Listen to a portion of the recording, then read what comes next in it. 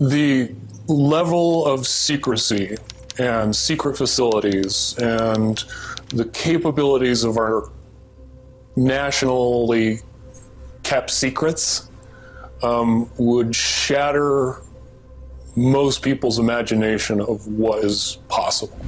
This is probably one of the more well-known black-budget time travel projects, with the exception of the Montauk Project.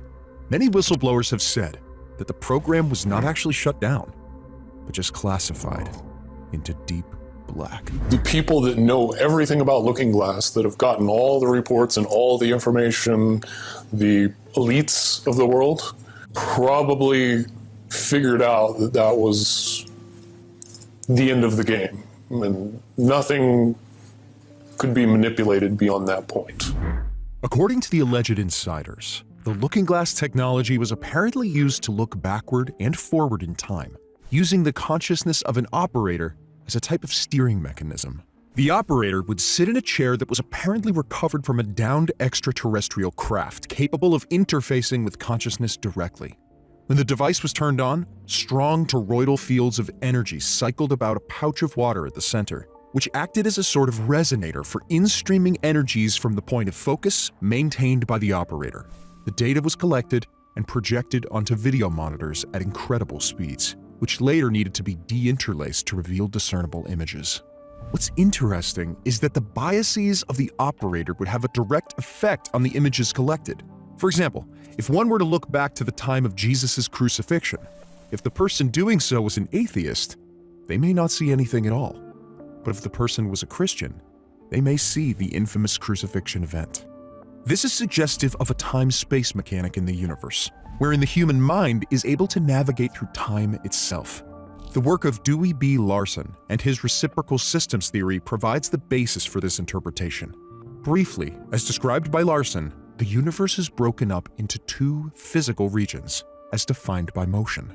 Below the speed of light, motion operates in 3 dimensions of space and 1 dimension of time. Above the speed of light, motion operates in 1 dimension of space and 3 dimensions of time. As bizarre as that sounds, the mind is uniquely equipped to navigate in time, which is able to access memories of the past, gain awareness of events in the present, conceive of future possibilities, and even imagine alternative events that did not actually happen. In other words, the human mind can select a point of focus, just like in remote viewing, and receive the information from the store of memories made during the experience. Do you know the difference between Looking Glass and the Yellow Cube? Yes. Okay. Are you aware of what happened to the Yellow Cube and how it was used and so on? I believe that the Yellow Cube still exists. I can't say for certain if it's on this planet, but I would say that it's definitely protected from use at this point. Okay, well that coincides with the testimony we got. The Yellow Cube or the Yellow Book would give you your possible future. Yes. So it took basically the choices that you would inherently make along a timeline and tell you what that timeline would be, given that you made all the choices that your brain would make. Well, this is exactly what I was just going to ask you. What we were told is that leaders of governments and so on, people in high places, politically, would use this to try to see their most optimum future and then follow those. So they were using it to enhance their wealth, et cetera, in a very egotistical way. And that was part of the problem with it. The Looking Glass device seems to be capable of the same type of process, to access a data stream from any conceivable location in space or time, steered via the consciousness of an operator.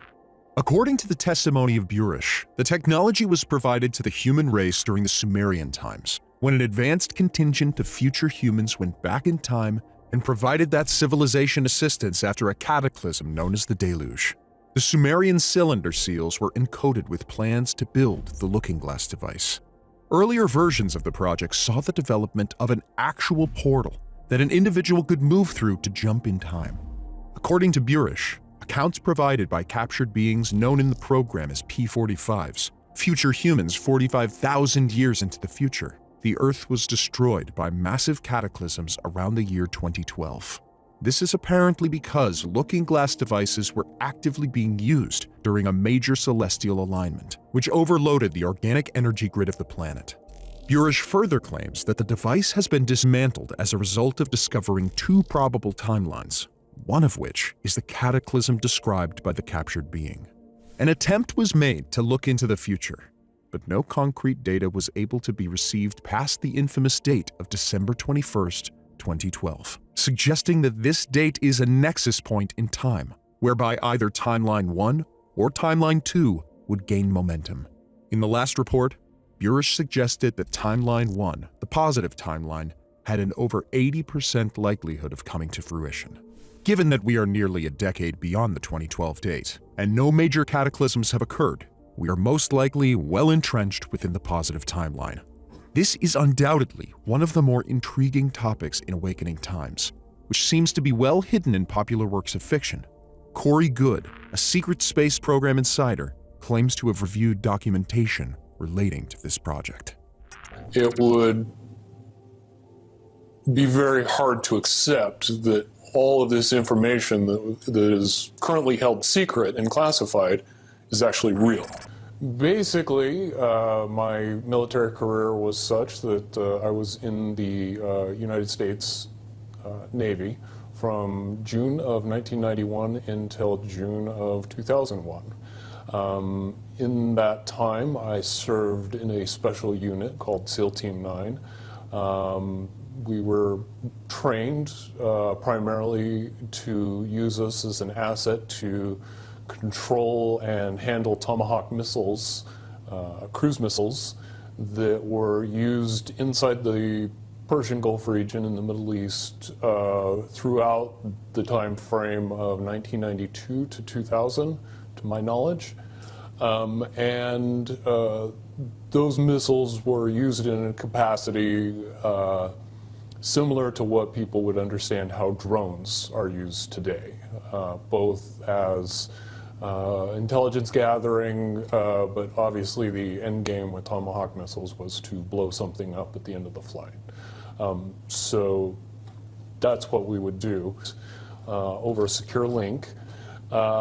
We would get the equipment ready, wait for the Tomahawk missile to come inbound, sync up with the missile, and then control it through its terminal phase of flight. And then after detonation, we would do bomb damage assessment and then get out of the area quiet as ghosts. Tomahawk cruise missiles are usually sea-launched. So from that point on, you're in 1995 and you're still being called out.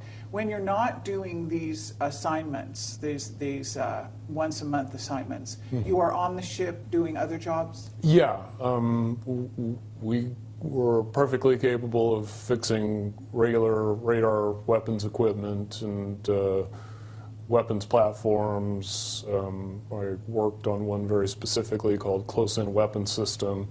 I also worked with the Harpoon weapon system, the 5-inch gun weapon system, and the Aegis weapon system. So on an early Berg-class destroyer, I was qualified to take care of a lot of equipment, which came in handy.